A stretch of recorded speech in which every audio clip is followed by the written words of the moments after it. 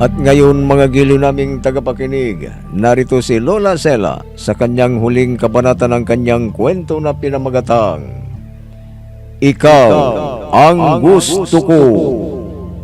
Dito sa ating dulang mga kwento ni Lola Sela.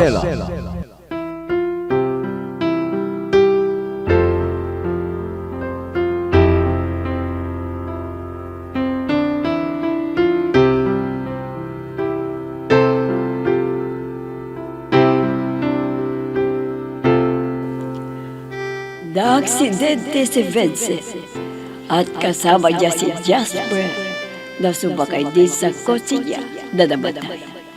At nang sumabog ang kotse, ay nandun din si Chick. At di niya alam na si Vincent ang nasa kotse na yun. Umiiyak ang kanyang ina. Pero kahit anong gawin niya, di siya marinig ng kanyang ina. At nang lumapit si Che, ay nagsisigaw siya nang lapitan ng kanyang ina. Dahil traitor si Charles, dahil nalaman niya na siya pala ang nagpapawagsak ng kanyang negosyo. Siya ang nakaalam ng sekreto. At sa paghanap ni Che, nang mauupahan ng bahay doon, na malagi siya sa bahay din na Jasper.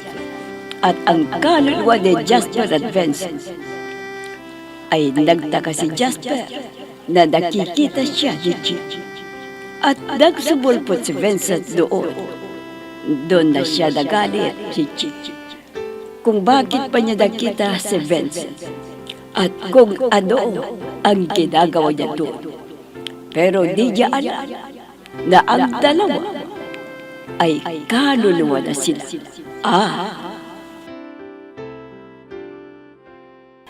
Tao po! Tao po! Ay, hello po! Magtatanong lang po ako tungkol sa pinapaupahang bahay ninyo. Nakikita mo ko? Sige, ilan ito? 3. Di naman ako bulag para di ko makita ang 3 mong daliri. Teka.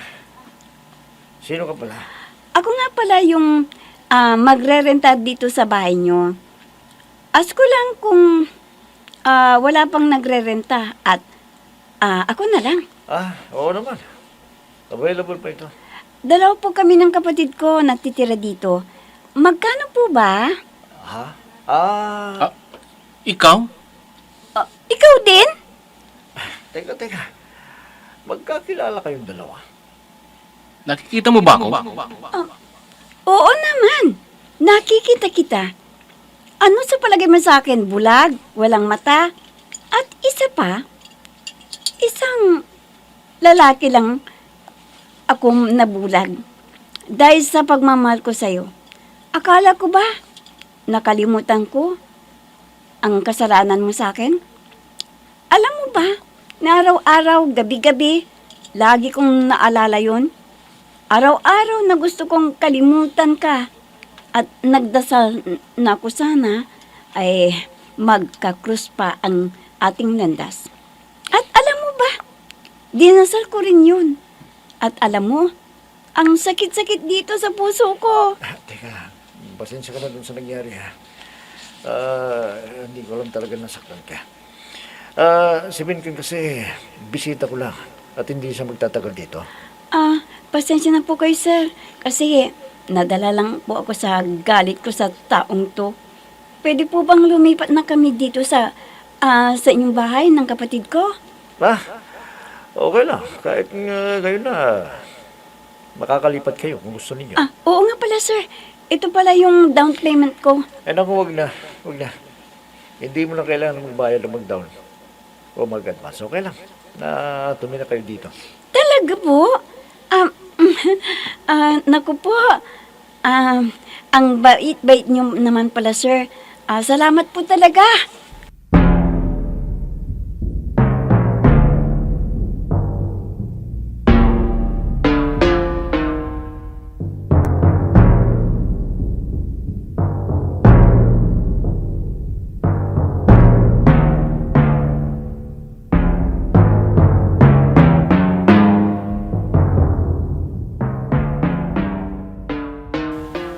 Ay siya lang makakatulong sa atin, Vince. Paano siya? Nandito na po kami. O nga pala. Siya yung kapatid ko, si Boy. Buwanti ka. Ha? Kanino po ako babati? Ayan yung may-ari ng bahay. At yung bruhong yon, si Kuya Vincent mo. Andito siya. Yung mistisong bangus na nanakit sa puso ko. Che, baka ikaw lang nakakakita sa amin. Hoy! Huwag mo akong pinagluloko, ha? Di ako mahilig magbiro ngayon. Seryoso ako. Di kita niloloko. Ganon! Ito, ay! Multo! Takbo na tayo, boy! May multo! Ate, wala naman eh. Ari ko, kami ko baka maputol sa kahihila mo. Dali! May multo!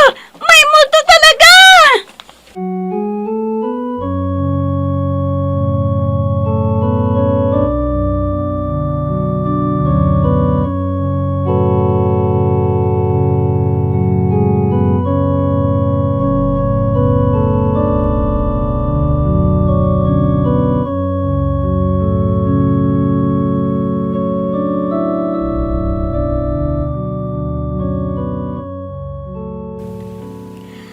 Anong ginagawa mo dito, Che? Gagamitin ko to sa kanta ko. Hi!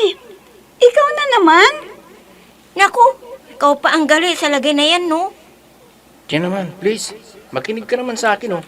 Kailangan namin ng tulong mo. Tantanan mo nga ako, lalaki ka. Kinalimutan na kita. Tapos, para kang kabuti na sumusulpot. Lister! Lubayan mo na ako, ha? Hindi ako multo. Kayo! Kaya, boy, halika na. Mga multo yan. Halika na! Che, huwag kang tumakbo! Che!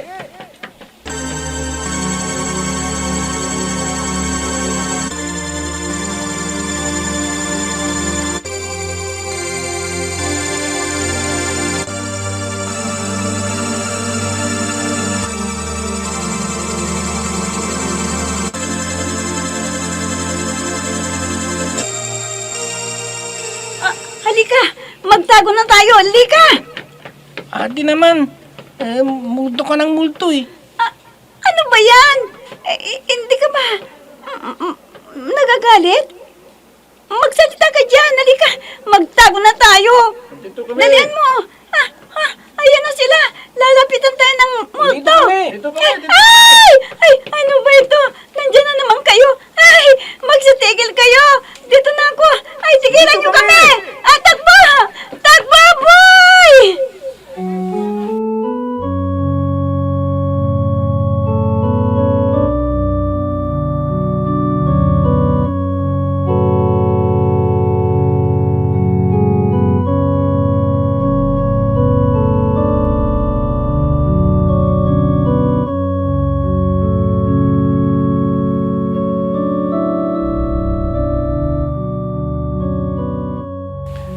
Ayan, natakot siya. At galit na galit pa sa'yo. Oo nga eh. At tingnan mo siya. Ayaw niya akong pansinin. Ano kasing ginawa mo? At ganun na naman galit niya sa'yo. Mahabang kwento. At alam ko na nasaktan ko siya. Ganun ba? Maya, kwento mo sa akin, ha? Oo naman. Galit na nga. Takot pa sa multo. Tatay nun, spiritista eh. Oo nga, pero pare-pareho naman yung mission mo eh. Yung mission ko, paano na tayo? Siya lang yung makakatulong sa ating dalawa. Tandaan mo yan.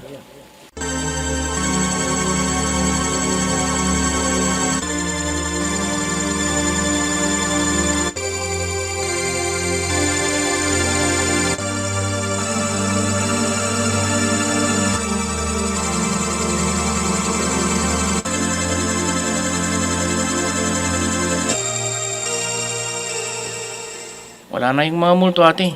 Di na ata tayo nakikita. Oo. Buti nga sa kanila. Eh, ate, mukhang kailangan nilang tulong natin. Anong tulong? Nung kang tulungan ko yon. Benji, ano ba yan, ha? Tay, ikaw? Nakita ko ang ginawa mo. Tanggapin mo lang kasi anak na nakakakita ka ng multo. Ate, nakikita mo si tatay? Nakikita mo siya? Oo, boy. Nakikita ko siya at nakakausap. Buti ka pa, nakikita mo siya. Ako hindi. Sige, dun muna ako. Si Boy. Boy, teka! Saan ka pupunta? Hoy! Bumalik ka dito! Dahil dyan, sa pagpapanggap mo na manghuhula. Kaya ngayon, nakakakita ka ng kaluluwa. Kaya, dinaparusahan ka. Hindi yan ang naka-tiyempo ka pa ng masamang tao. At yung pangarap mo, kaya nakakakita ka ng multo ngayon. Pati kapatid mo, natadamay dyan sa kalokohan mo. Tay, kung di namin ginawa yon, mamamatay kami sa gutom. Anak, marami namang paraan para makahanap ng magandang trabaho.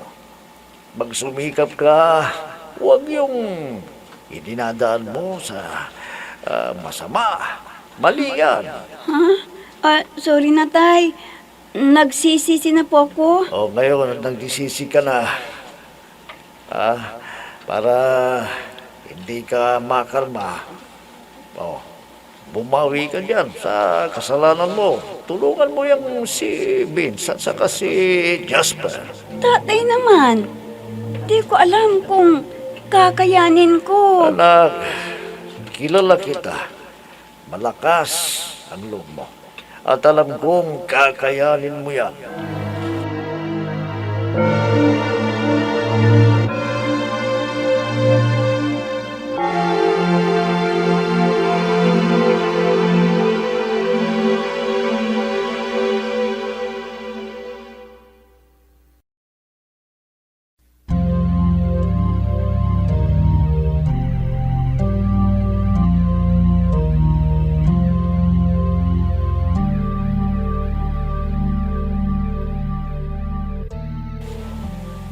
Salamat naman at hindi ka natakot sa amin.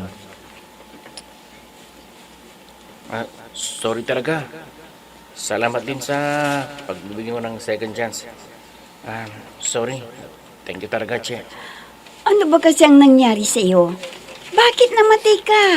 Anong dahilan?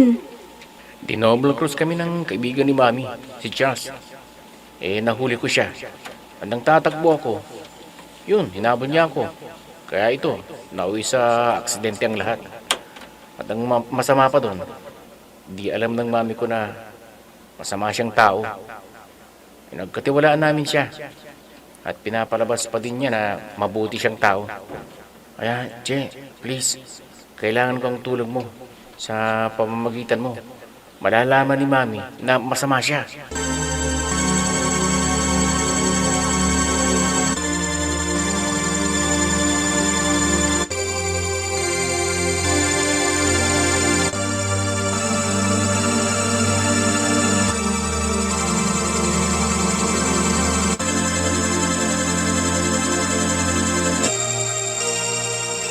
Kailangan maitago kong Vince dito. Siya ang gagamitin ko para makuha ko ang kayamanan nila. Kailangan na lang ko ang kanyang ina. Ang tagal kong hinintay ang pagkakataong ito. Kailangan makuha ko ang pinaghirapan din namin.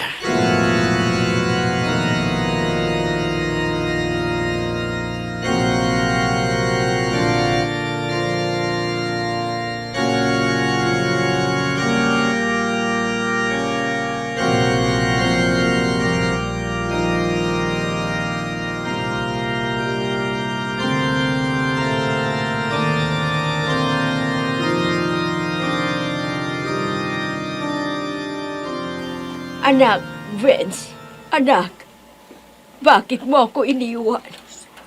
Paano na ako ngayon? Paano na ang negosyo natin? Ano ang gagawin ko? Huwag po kayong magalala. At huwag kayong umiyak, Mama. Nandito naman po ako. Tutulungan kita. Salamat. At andyan ka lagi, nandang tumulong sa amin. Charles, salamat. Mami, huwag kang maniwala dyan. Siya ang dahilan kung bakit ako namatay. Siya ang dahilan kung bakit bumabagsak ang negosyo natin. Mami, talagang hindi niya ako naririnig. Anong gagawin ko? Kailangan na makausap ni si Mami. Kailangan na malaman niya ang totoo.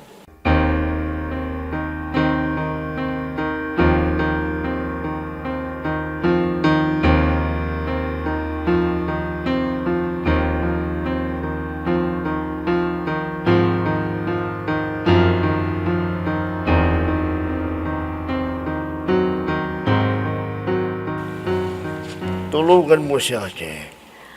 Kailangan na maliwanagan ang mami niya. Delikado ang mami niya. Kailangan na mailayo at mahuli ang lalaking yon. Oo, Che. Kailangan kasi kawawa si Mami na nagtitiwala sa lalaking yun.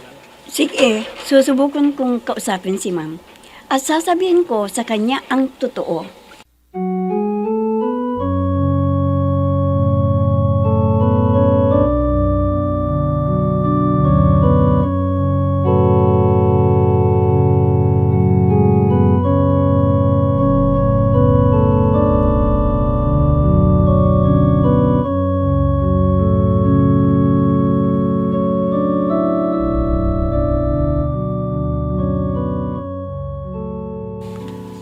Magandang gabi po. Andyan po ba si Ma'am Loida? May sasabihin lang po ako sa kanya. Nandito siya. At nagdadalamhati sa pagkawala ng anak niya. Sandali. Parang namumukhang kita. Ikaw yung... Opo. Ako nga po yung kaibigan ni Vincent. At gusto ko po sanang makiramay sa pagkawala ni Vincent. Sige, tatawagin ko si Ma'am. Ano kaya ang ginagawa dito ng babae yan? Alam ko yan, ang anak ng espiritista na namatay na. Kailangan na bumasid ako. Kundi, baka kung anong sasabihin niya kay Ma'am Loida.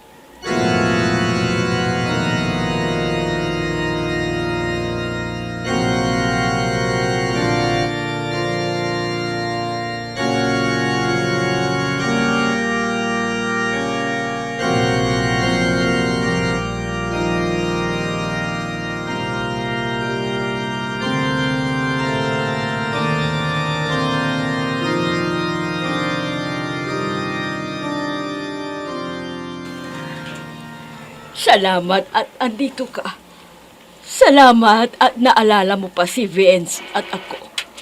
Masakit ang nangyari sa anak ko. Ma'am, pwede po ba na paalisin niyo ang lalaking yun? May sasabihin po ako sa inyo. Okay. Charles, pwede ba na ikuha mo kami ng mainom? Salamat. Sige po, Ma'am. Ano yon? Ma'am, kailangan po mag-ingat kayo sa taong yon.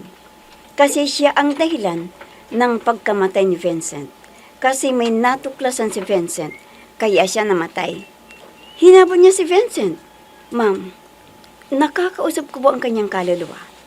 Alam ko na gusto ni Vincent na magkaroon ng hustisya ang pagkamatay niya. Kaya nagpapakita siya sa akin.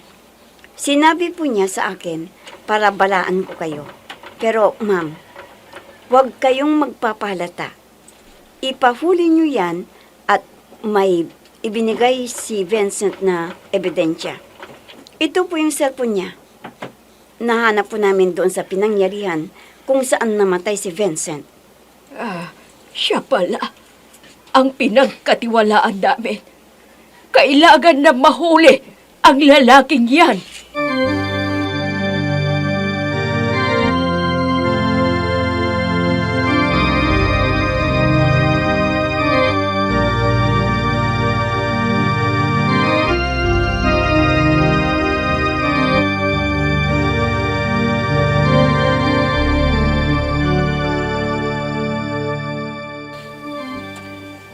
Hindi ako ang dahilan ng pagkamatay niya. Bitawan niyo ako. Kailangan na makuha ko ang pinaghirapan namin ng asawa ko. At dapat ako magmana at hindi ang anak mong bobo! Walang hiya ka! Hayop ka! Pagbabayaran mo ang lahat ng ginawa mo sa anak ko. Pagbabayaran mo sa loob ng bilangguan! Salamat. At nabigyan mo ng katarungan ang nangyari sa akin. Makakapunta na ako ng langit nang walang pag-aalala. At salamat. Mahal na mahal kita, Che. Walang ano man yun. Di na rin ako galit. Sana, gabayan mo kami dito. Mami, paalam. Ikaw na din ang bahala kay Mami, ha? At aalis akong matiwasay. Mamimiss ka namin ng mami mo. Paalam. Paalam, Che. Paalam, Mami. Paalam sa inyo.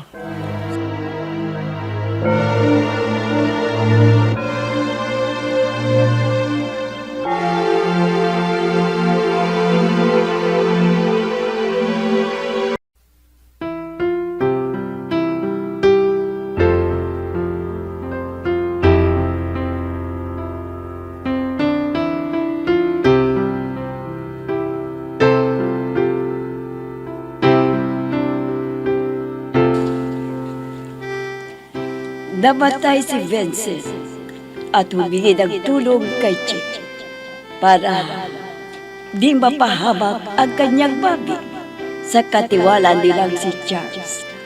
Kaya kinausap ni Chick ang babi ni Vincent para mahuli ang taong yun.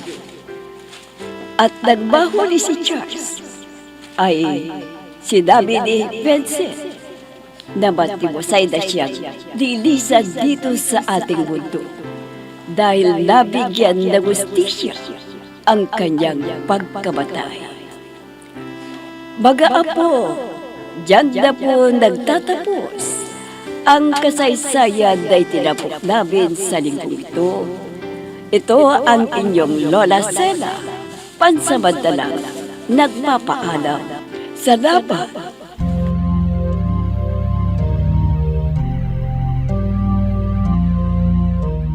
Mga giliw naming tagapakinig, diyan na nagtatapos ang ating kwento na pinamagatang Ikaw ang Gusto Ko, dito sa ating dulang Mga Kwento ni Lola Sela. Mga nagbigay buhay sa ating dula: Myra Abrihal Narnula, Susan Malignem, Ami Diaz, Oscar Ora, Robert D. Guzman, Jun Cabato, Eva Alcoreza. Technical Supervision at Musika, Oscar Ora. Nilapatan ng tunog, Robert D. Guzman. Sa panulat at direksyon, Emma Dalupe. Mga kwento ni Lola Sela. Inihahandog ng IFRE Recording Studio para sa pambansang radyo ng Pilipinas, Bombo Radio, Philippines.